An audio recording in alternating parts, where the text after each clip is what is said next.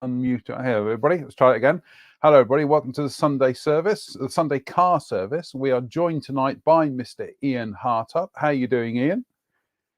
I'm very well, thank you. Excellent, excellent. Ian's tethered. You're tethered to a mobile connection at the moment, aren't you? Because your broadband is down. Yeah, someone appears to have put a digger blade through a fairly arterial part of Virgin's connection in my area, so it's all gone a little bit. No, dearie me. Well, it's although I've got a t-shirt on here at the moment, I've got to say it's still a bit chilly outside. But hey ho, we are going to be looking at some of our own projects tonight and looking at some stuff that Ian's got there.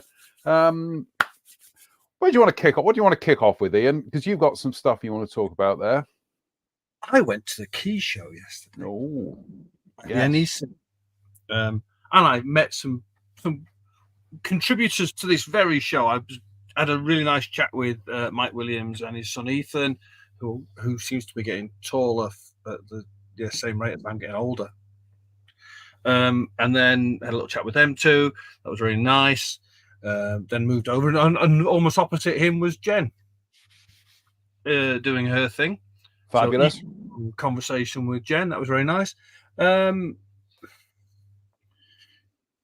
Okay, this show. It was good. Don't get me wrong. It was good. Nice to have a show that was there. You could see the guys at Key have put a lot of backing into it. They clearly chucked money at it. Venue wise, lighting was not quite as bright as I'd have liked, but that's always a perpetual complaint of mine at model shows. There you go. A lot of people whinging about the car park. It's the NEC. No one has any control over the parking at the NEC apart from the NEC, so you pay what you pay. If you pay it in advance, you save a £5. It was 20 quid to get into the show, which is a little bit spendy by comparison to a lot of them.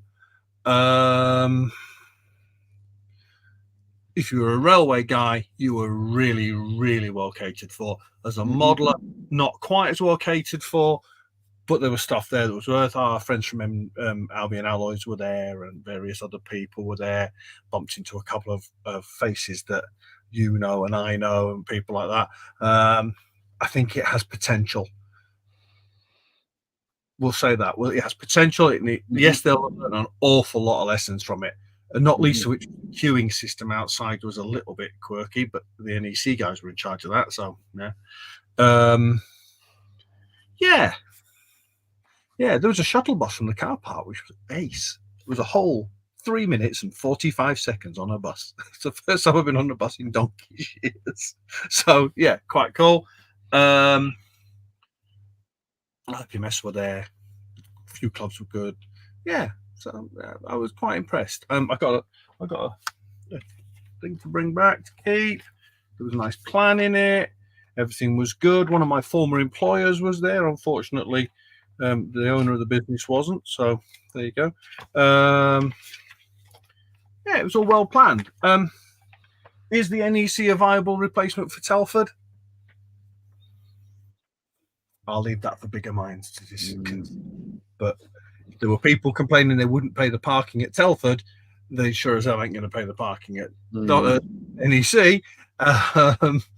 And you'd need a lot more room than they had in that show to accommodate the Nationals. Really? So what hall was it being held in at the NEC then? I'm not that bright. I didn't make a note of it. It's a big square one with a cafe with a foodie bit in the corner. Yeah, and it was big and square. That was a benefit. In the, it probably had. If you got to the floor volume, probably not much more than some of the regional shows have got, albeit they're maybe in a school environment, they're spread across several areas. So if you put all that together, it was probably, there was some Mr. Waterman's, not Waterman, Waterman's railway loco that took up a lot of space, but blooming heck, it was impressive. There was actually, I am a bit of a railways guy because historically I worked for a company called TMC, who were one of the sponsors of the event, and there was a layout there that I've been aware of for most of my last 25 to 30 years called Blair Athol, which is that's never been seen outside of Scotland. It's been recently restored, and it was there. I did spend a good 20 minutes stood just going, well, that's lovely. That's really lovely. That was that, because it's just one of those things I've always wanted to see. But yeah, it was cool. There was some there was full size armor in there. There was a couple of trucks and bits and pieces, and there was a locomotive on display in there. So they've obviously gone heavily at it. The key guys have obviously put a great deal of effort into it, and it was very professional in a lot of ways. So yeah, I think, as I say, potential's there. I got to say, having seen some of the photographs at the weekend, I was kind of sat here thinking, yeah, wish I'd gone now. But we've got Nick Brown says, evening campers, had a great weekend at the NEC. Jim Altergott in Chicago, he asks, what does NEC stand for? National Exhibition Centre.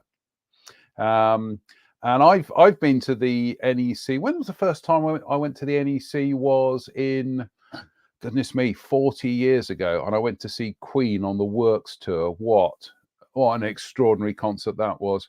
You might know this bloke, Ian Hartup. He says, evening all. And Andy King says, evening all. So I'm just going to say a quick hello to everybody. Dave Swindle, Simon Lewis, Lee Suter, Anne-Marie Ryle, Rally Chefs Model Shed, scrolls down.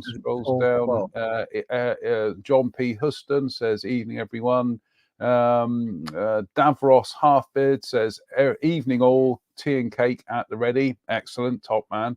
John P. Huston says sound. I don't know if he means we've lost sound, or I'm sure if the sound's gone, everybody will tell us.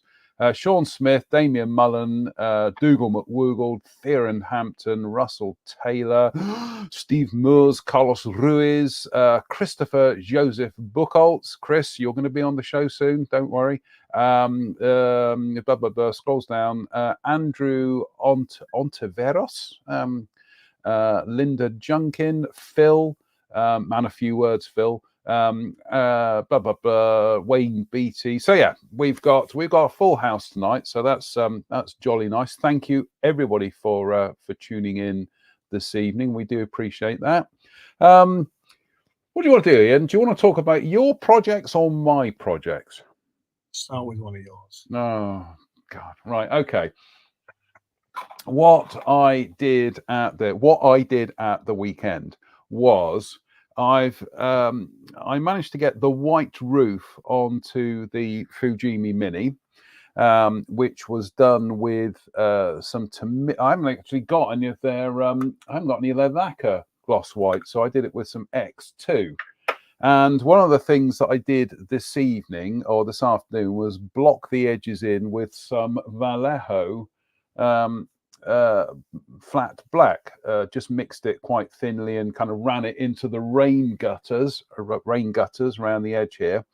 In trying to clean it up with some water wasn't shifting it, so I tried cleaning it with Vallejo airbrush cleaner, which promptly ate through my lovely X2 gloss white. So what I'm going to have to do is mask that off again and have another go. I'll Trizact this down a bit, and we'll have another go at it. But Ian, I'm starting to get how this whole Trizact thing works, and I'm really enjoying it. So yes, so yeah. And the other thing that I've got is I went online and went to a mini shop and actually found a template for the Union Jack roof, or the Union flag roof, we should say. Mm-hmm. So Yeah, I mean, as it stands with this, when I've managed to kind of like wear through the paint there, and with the where the black's a bit ragged around the edges there, it's not actually far off an approximation from what my old Mini used to look like, because certainly these rain gutters used to accumulate so much detritus, and also they'd start rusting away. They'd really go rusty and whatnot. So as it stands, it's quite flawed, but it's quite true to form. But anyway, the other thing I will say is that following Ian's advice, I got a finger mark on there, but following Ian's advice with the Trizact, I have never got a glossy finish like this before. So absolutely fabulous. So I'm looking forward to building more cars, quite frankly, because I'm inspired, sir. I really am. So yeah, so this will end up being an approximation of my old green Mini, but yeah, flawed as it was. Yeah, but it's nice. Well, yeah, carry on. You've learned. What do they say? Every model we build is a lesson. Yep. It's all about, every time we do something, we learn something we didn't know. Yep. We use something different. It's all about taking the processes forward so we get to a level that's better and better and better. Yeah. Steve Walls just asked a question about Trizact.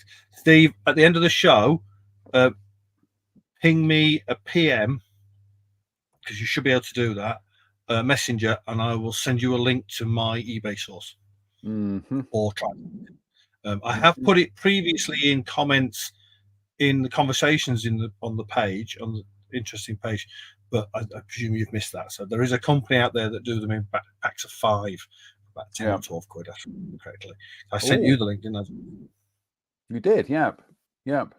I'm just trying to find who asked that question, Ian? Steve Moores. Steve Moores. Sorry, Steve. I'm just scrolling down the comments here. Latest one. There we go. Sorry, I'm being very a bit retentive here. No, I can't find. Oh, here we go. Yeah, I found it now. Is there an assortment of Trizact that isn't 50 pads of the same size? Yeah. Okay. Yeah. Fair enough. Simon Lewis has a question for you, Ian. He says, "Hi, Ian. Have you ever built the Revell Dodge 69? The Revell 69 Dodge Charger? I built it many years ago. Go to put the bonnet on stage, and the engine protruded. My fault or the instructions? I ask as I have one to build." There's one in a box in my stash of built models that has no engine in it. Does that answer your question? Can't be as bad as me today with that Tiger and just getting the back end all out of kilter. So yeah, but I got to the same point and went. Yeah. And Wealth02 says, "Oh no, that's spam. Sorry. That's all right. Wealth02 is exiting the building. I started reading the comment and I thought, oh, it's And Sean Smith says, "I've got a 1/32 scale Focus with loads of decals if you want it, John. Only problem, I've nicked the wheels one of my Escort builds." Sean, you don't. Yeah, I think I'm all right at the moment. Thanks, Sean. That's very kind of you. But yeah, I've got this Italeri / ex Eschi Escort build. We'll come to that a bit later. And let me just Jim Altergott says, your first few words. Oh no, what happened there, Jim, was I forgot to turn my mic on. So I know it's going to be one of those nights tonight. And Steve says, we went to Airfix in Margate, and Airfix went to the NEC. Good timing, Steve. I just think that's brilliant. Jim's asked a question. Can I pick on? Yeah, go ahead. Yeah. That one. No, it doesn't let me select it, matey. So Jim's asked about the new Formula Vallejo, and I know you use it and I don't. So. Right. Who asked that? Was that Jim Altergott? Wealth. Who? Sorry. Just above the Wealth person. Yeah, here we go. I got Jim. Yeah, here we go. How do you like the new Formula Vallejo color paint JM? I don't have. I've got. I've got a new bottle of their matte black. Got to say, it does paint beautifully. It goes down beautifully as matte black. It's like their old one. But what I don't like about these new Vallejo paints, he says, I hate the nozzles. They are prone to flooding all the time. And yeah, I'm just going to see if I can find I'll find an old Vallejo one. Here we go. Look at that. Look, it's almost like he's got it all set up here. And there is the old one. I mean, that one is a bit flooded as well, but that's because it was in the shaker earlier on. But yeah, I much prefer the old nozzles than these new ones. I'm not a fan. I've got to say, the paint itself, no issues whatsoever with the paint at all. But don't like these new nozzles. So, but it's not going to. Let's put it this way, Jim. It's not going to stop me buying more Vallejo model color, and indeed the Model Air when I see it. And I am, fingers crossed, I'm hoping to pop down to Glastonbury this week to drop those Dune models off at Jadlam. So might be buying a bit more Vallejo paint. So Ian. Sounds on the subject of paint, whilst at the show at the weekend, yesterday I bumped into the guys from Albion Alloys who had on their paint rack the GX, some of the GX lacquers from Gunze. So Gunze did a range of GX paints, GX 1 to 6, which are a high pigment, high coverage paint. Now, very very good paints, beautiful paints. In the Japanese market, they added some metallics, which I've not seen in the UK before, and and Albion Alloys now have them. So, being the man what I is, I acquired some of them. 11 of them. So they are basically Mr. Color. They're a higher density of pigment. They come in a slightly bigger jar than your standard Mr. Color jar. They're a bit taller, a bit like the jars the old super metallics used to come in before they got reformulated. Good size. Just bear with me a sec, Ian. I can give everybody an illustration of what you mean, because here we go. There is some Mr. GX, Mr. Color GX. That's the varnishes, because I love the varnishes, and that's a standard. That's just a bottle of 303 green there. But yeah, that gives you an idea of the size difference. So, but yeah, I'm a big fan of Mr. Color. I know Drew swears by it, and yeah, I'm a big fan of it. So very, very good. Sorry, didn't mean to interrupt. No, that's fine. Did you help me out there? Because I was going to have to go and get a jar from over there somewhere. There's a range of colours here. So I've got 201 GX metallic black. There's a metal red, greens, some interesting metallic greens, some interesting purples and pinks, which are all very useful. More blood reds and blues and yellows and silvers. Now, the knack to these, apparently, and this comes from the Japanese magazines, is to thin them with Gunze rapid thinners. Okay. So they dry quicker. The metal flake doesn't settle down in the paint. You get a more random flake effect, and they sparkle better. Yep. Watch this. Yep. Funny thing is, Ian, bear with. Is that Drew discovered this some time back, and he was spraying something silver. He was using some Mr. Color metallics, but he found that the rapid thinner just made them it did something to them, and it just made them look so much better. So I think I've got one bottle of rapid thinner, and when I was out and about the other week, I did get another bottle, so that I can have. I do like to have spare bottles of things. So yeah. So yeah, Drew's noted that. So so working on, if Drew thinks it's right, it usually is. And I use, and to be honest, I thin my Guns Aim super metallics with rapid as well, and also my Tamiya matte aluminium LPs, my lacquers. With that, a very effective way of getting a good sparkling metallic finish. That's very effective.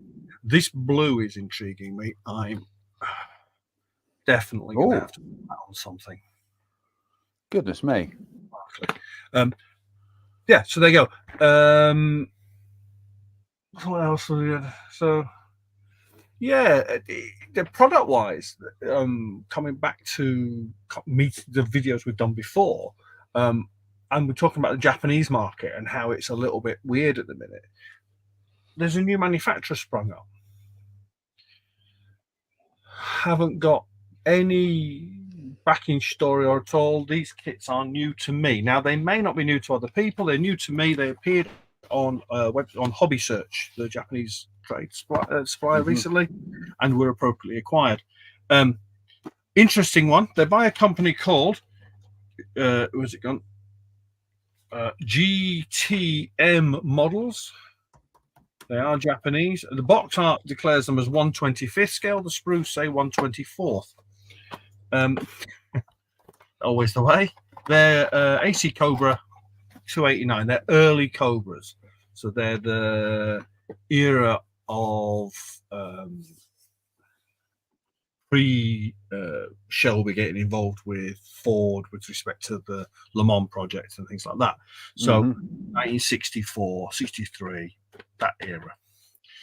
Interestingly, this slightly bigger box contains the standard kit, which is nicely packaged. It's got a pretty generic deco sheet in it. Sprue diagram on the back. There's 5 sprues, one of which is clear, set of tires, a chassis, some metal rods for the axles. It's a standard injection molded kit. The second box is interesting. Now, I don't know if you're a film buff, but I hope you've seen a film called Le Mans 66, or in America, it's Ferrari. So it's Christian Bale and the guy that played Bourne. Yeah, Matt Damon. That's it. Yeah. That in there is it's a sequence around Willow Springs race weekend, which is quite famous, and it illustrates quite well the relationship between the two characters. It was quite feisty.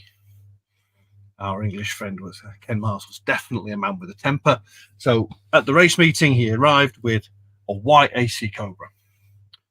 During scrutineering, it was pointed out that the vehicle was illegal because the rules had changed and you had to be able to put a particularly sized piece of luggage in the boot. Major ruckus ensues, ends up with him beating out the inside of the tailgate so that it then slams shut over the luggage. Argument continues, a spanner is thrown and the windscreen is broken. This kit contains a resin cast tailgate with beaten out damage and a broken windscreen. Brilliant. Bits to cover up the vents that car didn't have. Photo etched bits for the bumper hangers because it ran with no bumpers. Photo etched grille and the correct spoked wheels for that car with narrower tyres. Genius. That is attention to detail, isn't it? Yeah, it's a lovely little thing. Retail in Japan is sub 25 quid. Okay. For a fully new tooled, injection molded AC Cobra 289 with all those bits in it. Absolutely lovely. Will be getting built very soon. It's a film I love. It's an era that's right on my street. This one's probably going to get built as a Targa Floria car with a little bit of modification. And this one we built as a Willow Springs one, obviously. So there you go. These are the things that I like. We've got a question here, Ian. Jim Ortegot says, let me just find it. I've lost the question again. Goodness me, it's a good start tonight.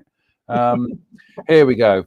No, so it's Jet Scale Models asks, hey folks, what's the real difference between using 3000 grit sandpaper and Trizact? Share insight and experiences with us. Ian.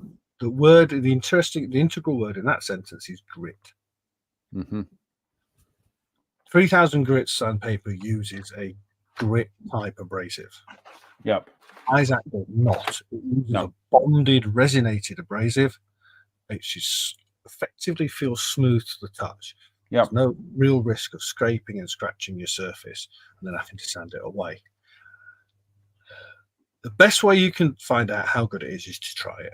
It's be picked up quite cheaply online, and I believe are you in the UK, Jet Scale, or are you in America? If you're in America, Napa carry it. I found that out the other day. A friend of mine sent me a message. If you're in the UK, you get it off eBay, single discs for like 7 or 8 quid. But they are fine. It's just one of those products. And if you watch my videos that's on there, and John's video that's on there, John did a pop-up live about it. I did a video about using it. You'll understand what it does and how it does it. It's an automotive product, basically, and it's designed for polishing paint. 3000 abrasive is not designed for polishing paint. It's an abrasive. It's polishing metals and hard substrates. Paint that. So it's a brilliant product.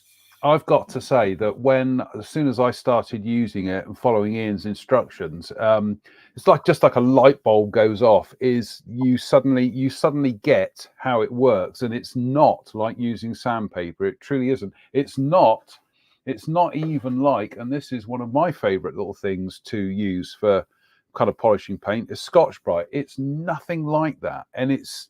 I honestly, I cannot wait to start doing more gloss finishes so I can see what this Trizact can do. Simon Lewis makes the observation: man cannot have enough thinners, or indeed the letter I's. Steve Moores, very good question, Steve. It's not a stupid question; it's a very good question. He says, "What's the difference between normal and rapid?" And Jim Ortegot says, question, is there a significant drying time difference between the rapid and leveling thinners? Yes. Yep. Most definitely. Leveling thinner, depending on the amount of leveling thinner you use in your appropriate relevant product, you can extend the drying time for hours. With rapid, minutes. Yep. With using it with metallics is most definitely about making sure that the metallic flake doesn't settle. It's very, very good if you're using it with mattes, and also you can use it to introduce toning on satins. So I use, obviously, from cars, there's lots of black. Interiors are black with bits, aren't they? You want toning in there. If you use the rapid thinner with something like C92 satin black or LP5 satin black, and you use leveling for one bit, standard for another, rapid for another, you can get actually a tonal difference. It's very subtle, but that's what we're looking for in that kind of environment. So it'll give you the different tones of satin black in a vehicle.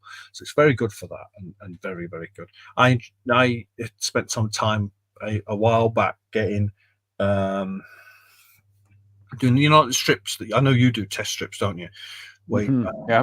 Various primers, various thinner levels, different paints, and I did it as an example with black, with the various satin blacks that were available at the time. At that time was X18 and C92 basically were it, and I did them with the leveling, the rapid, and the standard thinners over various primers to show the tonal differences, and I was carrying them around as a swatch and sort of evangelically at model shows with it, and it's brilliant.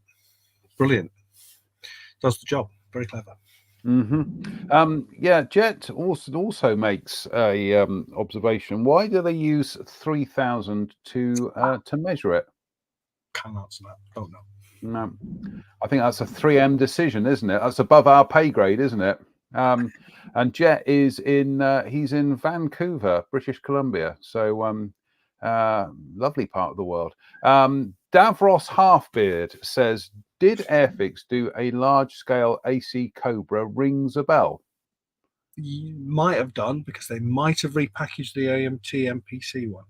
Yeah, I'm just doing. Bear with, folks. I'm just doing a. We will have our bear with T-shirts at some stage.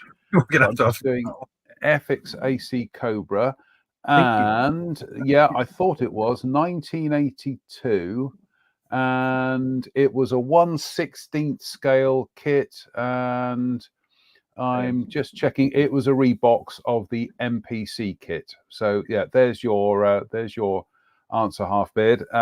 Davros, sorry. I believe that's been out recently, at some point in the last decade, under a round 2 box as well. So yeah, I think that was one of the things that really kind of I found astounding from reading certainly Arthur Ward's book on Airfix, Arthur Ward's books on Airfix rather, was how much of their car range, if it wasn't 32nd scale, it wasn't theirs. No. And this went back on their own range of 24 scale kits. Yeah, and this went back to the mid to late 1960s, didn't it? That they were doing MPC, so much stuff that yeah. Well, they did all the Dukes of Hazzard stuff, didn't they? Yes, that was the 80s as well. Yeah. And I'd say that comes into the boxes I've got over here, and another subject for another time possibly. But yeah, we know it's like you look at those tie-ins. You had Matchbox doing, because Matchbox at one point owned AMT, didn't they? Yeah. And then you had Airfix with MPC, and you had Haskell and Frog, and we had this one. So this is an interesting one I've just found. So this is an AMT 1959 kit. This is a Playcraft 1959. Both these boxes contain 1959 Lincoln Continentals. It's the same kit in a box, all the same artwork on it. Playcraft is Corgi. So, and they were packaged and they appear to have been packaged in Wales. The instructions are basically a modification of the AMT instructions with the Playcraft logo on. Until that box crossed my desk, I'd never even heard of them. And I like to think I know things about the history of old kits. So, yeah, it's always a learning curve again. We've learned I've learned something with that. That's quite interesting. We talked about the Blue Thing challenge. Oh yes, yeah. Hang about. We've got some branding for that, Ian. There we go. Oh, look at this! Oh, that looks nice, doesn't it? Just to point out, ladies and gentlemen, the deadline starting date is Wednesday. Okay.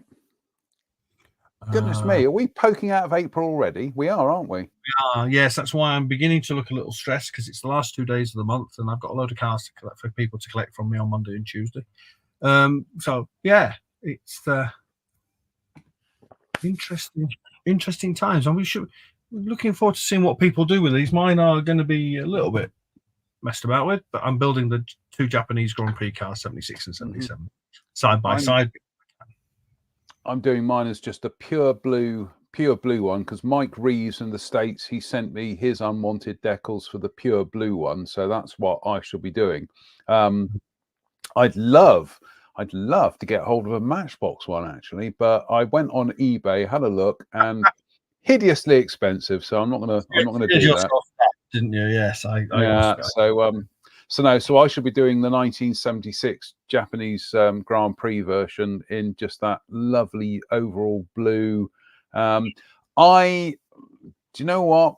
I might even do a pop-up live when I actually start building mine.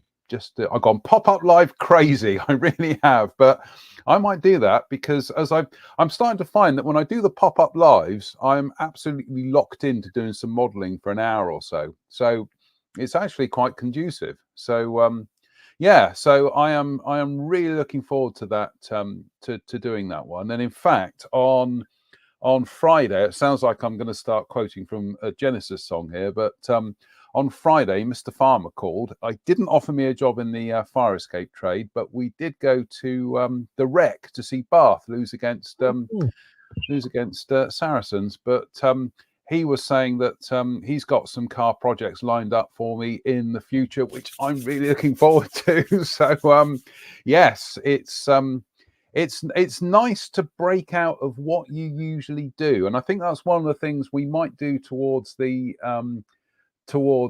once we've got the P34 challenge out the way. Is I think we'll do an out of your comfort zone kind of like build of something, and it's just to encourage people to do something out of their comfort zone.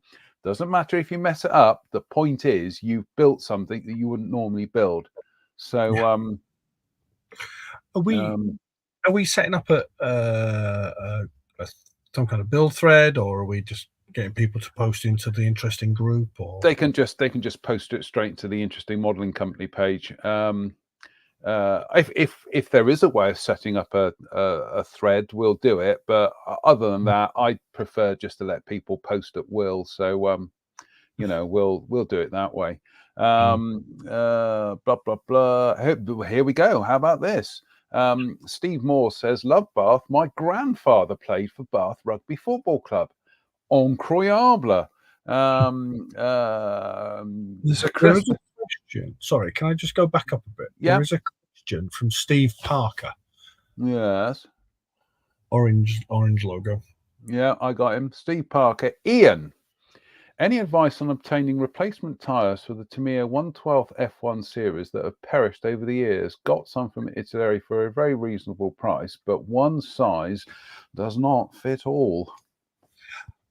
Tamiya have reissued a large part of their 112 scale lineup over the last couple of years, so you might find that the appropriate importer for you has them. I know Hobby Company might.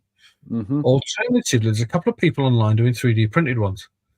Spot Models is a decent starting point for looking for them, because they usually have some interesting 3D printed bits and pieces on there. They're in Spain. They're a good supplier. I use them a lot. But there was a company called Icon Models. I don't know whether they're still going. They did some lovely. In fact, I'm desperately trying to get hold of a set of their wet weather tires for this one. I believe someone else might do them as well now. 3D printed wet weather tires for 1976 era Grand Prix cars are not something that everybody makes, but they are definitely out there, I believe. So yeah, that's probably I'd start with if you're in the UK, the Hobby Company, just say, can you get these? Can I source them? How much will they cost? They're pretty good at things like that. But then you're into the aftermarket guys, and it's into 3D print world, really. Dave Swindle says, how do we join in with this? Jodie's Swedish GP winner plan. Dave, just build it and post it to the timeline. It's that simple. Go to the Interesting Modeling Company Facebook page, and you don't even have to join in a certain thread. Just post what you're building, and people will pick up on it, and we will repost it as well. So it's that simple. It's that democratic, essentially. And I'm just having a look. Shane Weir, good day, Shane. He says, I'd love to hear Ian's opinion of that huge sheet of etch in the Tamiya P34. Seems my bumble fingers will be knocking coats of paint off at every opportunity. What scale are we talking about there, Shane? Are we talking 1/20th or bigger? I suspect we might be talking about this. Oh my goodness me! Does that come with the kit now, or is that aftermarket? Yeah. So this is the Japanese Grand Prix car. Right. The Japanese Grand Prix car. I've got to get this the right way around. So you bear with me while I just check something. Bear with. Right. So Mr. Schechter drove a car with a lattice work rear wing mount, which is that little beauty. Makes a box structure up, apparently, with photo etched rear end plates and various other doodads to go with it. Whereas Mr. Depaye drove the standard car that is basically what's in your box. Yeah. I plan to build Mr. Schechter's car. Ooh. Yeah. Well, I'm an idiot. That's the phrase, isn't it? it's quite radically different at the back end, as they actually said to the bishop. I should be building mine as per the kit, so you know, with no aftermarket whatsoever. Jim Aldergott asks a very good question. He says, "Is 6000 Trizac useful in modelling?" Yes. There we go. Simple one-word answer. Very. It's it. Go start with 3000 for your basic primer, getting your primer all smooth. When your last coat of primer is on, then the 6000. Use the 6000 exclusively on your paints going forward. As I say, I'm told there's a 12,000. I cannot find it. I believe it's only available in specialist environment in America at the minute. So I'm looking still. There you go. Derek asks a question. He says, "Ian, what do you think about chrome-plated parts in vehicle kits? Do you use as is or repaint?" Derek, thank you for that, because you've just made me pick something off my bench over there that wasn't not supposed to be seen tonight. The answer is no. I don't use the chrome as it is. I Bleach? douse it heavily in mist and mussel oven cleaner or bleach, and I remove it and I clean the parts up and I respray them, because I don't like kit chrome. Even on the modern car stuff. This is the wheels for an AE92 that I'm working on. That's bits of an a la carte, if you know your modelling history. A la carte, the original, the first ever custom car kit. Yeah, so no, don't like kit chrome. Very, very rarely use it. Only in extremis, and keep Mr. Muscle Oven Cleaner in business. Isn't it ironic that we strive to create really kind of like we strive to create chrome-like finishes, but when plastic is actually given a chrome-like finish in advance, we're stripping it off. We strive to make plastic parts look like rubber, but you put rubber tires in kits, and we go, no, we don't want that. The problem is, and we come back to conversations about, scale color, scale modulate, all these kind of things. The chrome that they put on the kit plastic is just overly thick in a lot of cases. It's not so much about the finish; it's about the fact that you've got all the mold seams and everything are still under that finish. Yep.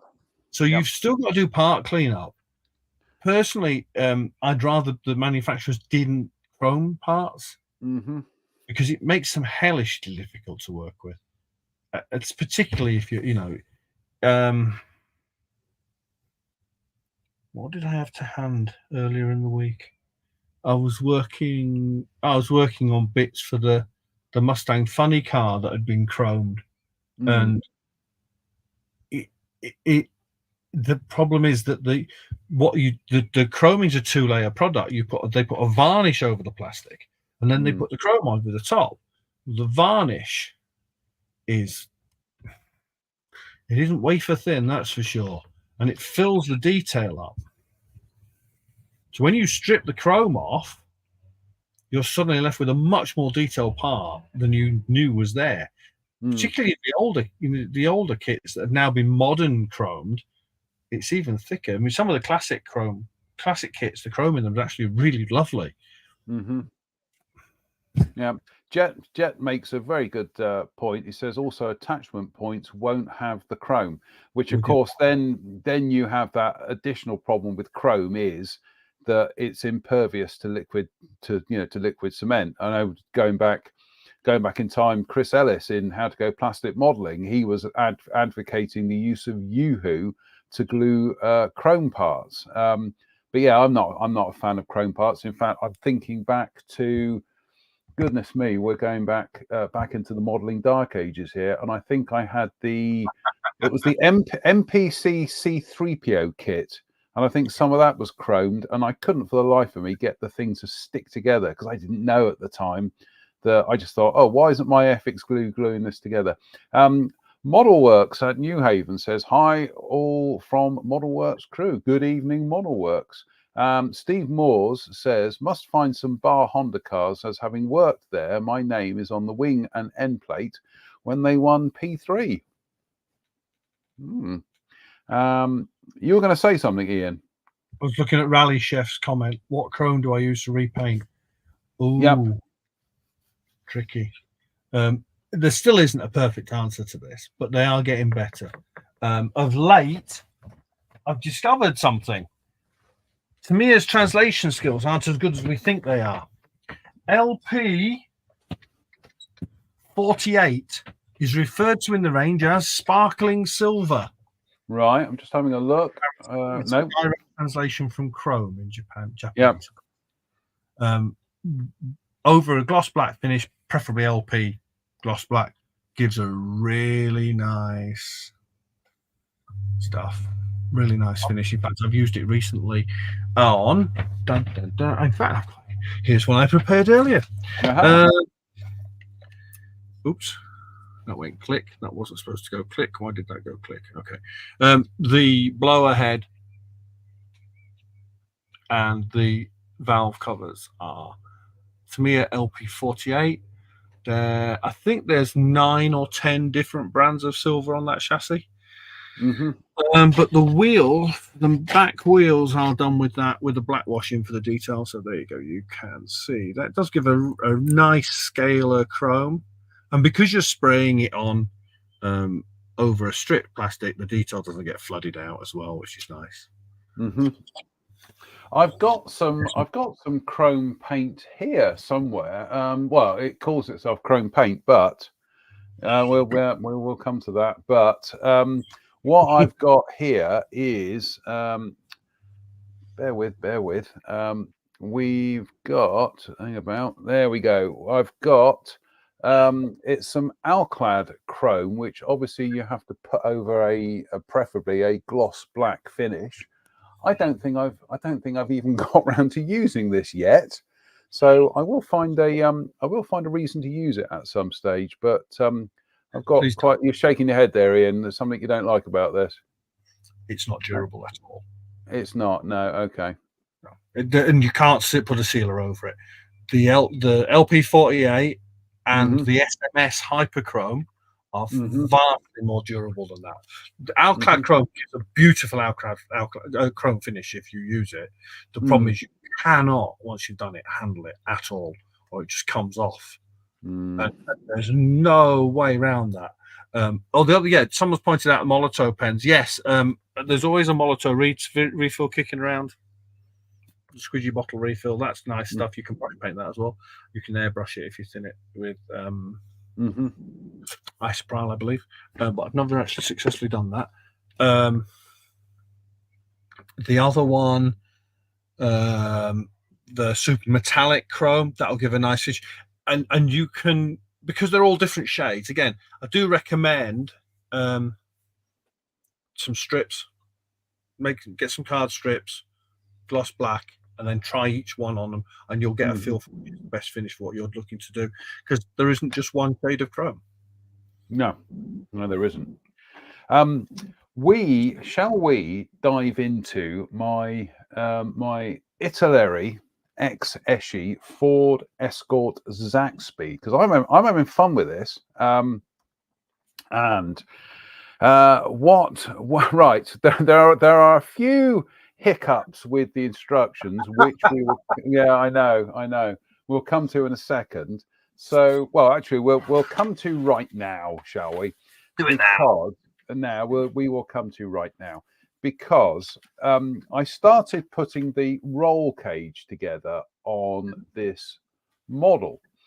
And you can see my annotations here, because this is before my adventures last year, because this is as far as I got with it. And obviously I just got so frustrated. Essentially, you've got part 51A, 52A and 53A, which are the rear parts of the roll cage, which is fine. But if we go to the sprue layout, they're not on there. They're not on the sprue at all. They're not on the runner, rather. If we go back to we've got the B sprue here. So we got 1B and 6B. Not a problem, because there they are. But as you can see by the frustrated question marks, they're not in the kit. Ian, you've got an explanation for this, haven't you? Now, the timing for this is absolutely perfect, because Richard Griffiths has just joined the conversation on Hey. Richard is the man when it comes to Ford Escort model kits, to the point at which he produces replacement chassis and things like that in resin, and they're beautiful. So yeah, Richard may back me up on this. I believe there's 2 interiors for this kit. I think that's got the wrong sprues in it. I'll wait for Rich to come and tell me that I'm talking rubbish, because that wouldn't be unusual, because he's made a habit of it for the last 20 years, probably, because we've known each other that long. Let's see what he has to say about it. But yeah, I believe there's 2 versions of that interior, and I think that's the wrong one. I've heard similar, that yeah, it's ultimately it's ended up with the wrong interior in that kit. And like I say, as I was sat here the other night and going through it, and I was like, what have I done wrong here? I thought, have I lost some bits? And yeah, then I remembered that yeah, there was a bit of a hiccup with the instruction sheets, which is a little bit annoying. There is another, I'm just pulling up the images here. Bear with, folks. There is another kind of hiccup with this kit, which is, sorry, I'm just doing this on the fly here. I know it's winging it, mate. Winging it. It's the best way. Here we go. So it's when you come to fitting some of the bits inside the bonnet. I'm just going to go to the live camera, because again, it's my instruction sheet is covered in question marks. So there we go. You've got these parts, which are 20A down here, and it points to them going one side of the bonnet fairing and the other side of the bonnet fairing, which is excellent. And in fact, here is a photograph of me in the process of building it. But frustratingly, there is absolutely there are molded pips on one side of that kind of firewall or fairing, or whatever you want to call it, but nothing on the other side. And it was just, oh, honest to goodness, I sat here the other night. I ended up turning everything upside down to make sure that there wasn't a hole that you had to drill. And yeah, so in the end, I thought, just glue the bonnet shut. That solves the problem.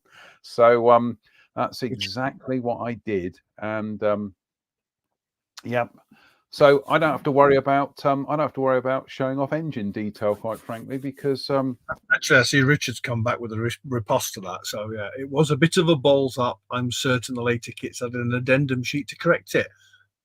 Who knew? Well, this sheet does have an addendum in it, but ironically, it's nothing to do with that engine part, because oops, let's get rid of that. Here is the correction, but it's to do with the back end. So it's great. Yeah. Cool. So anyway, never mind. So my interior at the moment it's all covered in grey primer, so we're not going to worry about the roll cage. So I will get round to spraying the black on that at some stage. Yeah, he says again, bit of a gaff. He should be on the driver's side. Yeah. So anyway, so yeah, we're gonna spray the interior of that. We'll do that in black and do the floor in grey and whatnot. And then I've got here is, oh goodness me, my steampunk bit. So we've got various elements here that have been primed, and the bottles there as well. Got the engine all primed, dashboard and everything. And then over here we have the wheels, and the driver's seat are all done as well. So this is just a nice coat of Tamiya fine grey primer, which I absolutely adore the stuff. So yeah, so we are slowly getting there, and this, despite the fact that it's molded in blue, is the actual color scheme is black. So and God, what a scheme! Look at that. That is absolutely gorgeous. I was saying to my mum the other night, hello mum, is that my late uncle Roger, he had a succession of these escorts. In fact, back in the 70s, he had one of the Mexicos with the big flared wheel arches. Oh, what a car! But yeah, so building this feels nice because it feels like it's a bit of a tribute to him. So yeah, so it's I'm enjoying being out of my comfort zone because it's like I say, I think sometimes we've all got to just get out there and build something that we don't normally touch, because there are learning experiences to be had from it. And if I hadn't have delved into cars, I would never have learnt about Trizact, and I know the Trizact is going to help me with some of my aircraft schemes. So so there we go, Ian. Unfortunately, I'm just reaching over. Bear with. Unfortunately, Ian. One last question. Yeah, go on. I've just seen. I've lost it now. Where's it gone? Flipping heck. Tony Surridge on YouTube has just asked, can I help him out with a rather old monogram kit of a hot rod with a skeleton leaning on the body? That is the little coffin. Monogram little coffin, which was a replica of a real car, and it's a beautiful, beautiful thing. And if you've got one, monogram little coffin. Yeah, Lil Coffin. Yeah, I found it. I found it on Scalemates. Here we go, Ian.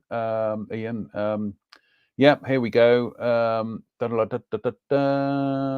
Here we go, Tony. Present, share screen. I wish they'd make a better way of doing this, but yeah, there we go. That's on Scalemates. There we go, Lil Coffin. And as always on Scalemates, you can go back in time to when it was originally produced, 1964. Goodness me. I have the box. I have that box, but I don't have the contents. Contents. Yep. So hopefully, there you go, Tony. Hopefully that that will help you. And what we are going to do is, if I just go to Tony, keep your eyes peeled, because I have just posted the link to that Scalemates page in the timeline there. Yep, there it is. It's just come up, so you can pop in there and have a look. And yeah, there you go. Right. Any other business, Ian? Yes, he has. My friends at Crafting Well. Yep. Been helping me out with the project. I've got, we won't say several, we'll say many, because that's the correct way of doing it, of the new B-Max Audi R8 kit, which has a one-piece engine bay. This is the one-piece engine bay. Requires about 9 colours.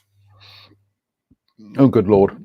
So I took one of these and I gave it to Lisa, and I said, with the instructions from the kit, and I went, make me a masking set for this. So make me a masking set for this. And true to form, a couple of months later, she has sent me 3 test ones to work with, because I have, as I say, I have many of these with instructions, because I'm not that sensible. Really nice, and it's absolutely exactly what I wanted. I'm very, very chuffed with it, and I shall be using it in a build for a magazine. Shortly. But yeah, I'm a happy boy. I only need another 15. I've got. We did have a question here. Let me just scrolls up, not scrolls down. There was one of the. You'll have to help me out here, Ian. There's one of the car kit companies has recently hit the wall, haven't they? Ebro, that was it. Yeah. Ebro, yeah. Having had plugged that 3D printed, beautiful Nissan racing car kit that they produced, and having also recently acquired some. They did a joint venture with Tamiya to produce a Lotus 333 using the Tamiya Lotus 25 donor. Yeah. The guy that owned Ebro, and they're a diecast company in Japan. They're masses of 43rd and bigger racing car, mainly around the Japanese touring car series, Super GT cars. Massive market, and apparently, since we plugged them, they folded. So clearly, we didn't do it right.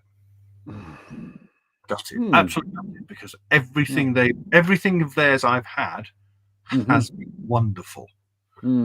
Not nice, wonderful.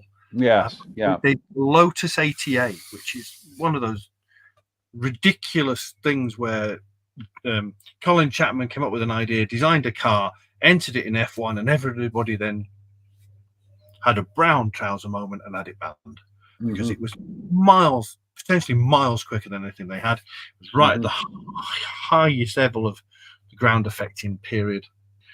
And they've done some beautiful Lotus cars, they've 91s and things like that, and a lot of other stuff as well. But there were some Tyrrells coming, which early period Ken Tyrrells in blue, because they've done the 01 and they did the 03 car, I think. They were talking about the 05 and the 07, and they're like, I was desperate for those to arrive, and I mean, they weren't cheap by any stretch of the imagination, but good. And the guy that formed the company was originally part of Tamiya's production team around the original F1 cars that we love. I'll just do a quick any other business here, and I am especially grateful to Mr. Timothy A. Maunder.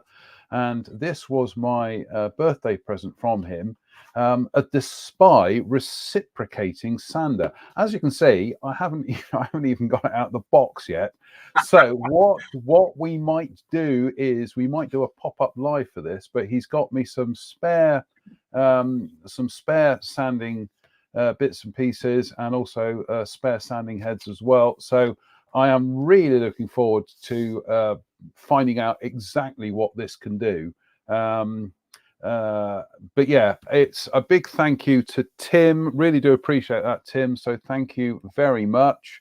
That's it, unfortunately, Ian. I think I need to become Tim's friend. Sorry? I think I need to become Tim's friend. That's how he treats his friends. He's a very, very, very nice man. That's very nice man. There we go. On that note, it's just to say thank you to Ian for joining us this evening. Ian, I will actually come up with some original kind of like branding, opening title branding and closing title branding for the car service, because I think it deserves it. Thank you to everybody who's tuned in tonight.